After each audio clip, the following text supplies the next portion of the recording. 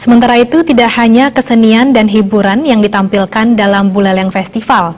Buleleng Festival untuk kali kelima juga diisi dengan lomba ngelawar.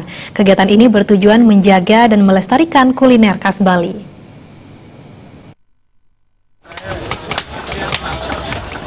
Lomba ngelawar serangkaian Buleleng Festival, Bulfest, digelar di Rumah Jabatan Bupati Buleleng.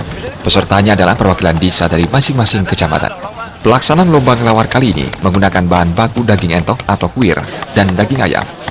Kriteria penilaian dalam lomba ngelawar bukan hanya memperhitungkan cita rasa, namun juga kriteria lain meliputi persiapan dan kebersihan, ketepatan persiapan dalam menghidangkan, kreativitas, tradisi, dan keterampilan. Panitia lomba ngelawar Made Sriwati mengatakan tujuan dilaksanakan lomba ini adalah melestarikan tradisi ngelawar di masyarakat, sehingga tradisi ini bisa terus terjaga dan bisa diteruskan kepada generasi muda. Di sini sebenarnya tantangannya, karena peserta dituntut untuk mampu mengolah bahan menjadi adonan lawar yang enak. Hasil dari lomba ini akan disajikan bagi tamu dan masyarakat yang hadir dalam Buleleng Festival kali ini. Para peserta tidak hanya sebatas tampil mewakili kecamatan. Peserta menunjukkan antusiasme dan bahkan masih menggunakan cara tradisional. Karena yang kita angkat adalah mebat, ya mebat untuk melestarikan mebat kuliner Bali, khas Bali adalah ngelawar. Oleh karena itu kreativitas Balinya bagaimana? Misalnya membuat sate, seperti apa sate, bentukan satenya yang mereka buat, ya. Kemudian keterampilan, teknik mereka nanti dalam menyajikan. Baru tekstur, rasa kematangan sana teksturnya, apakah matang, apa kurang matang, di sana masih mentah atau setengah mentah. Nah itu baru rasa apa lebihan garam dan sebagainya, ya.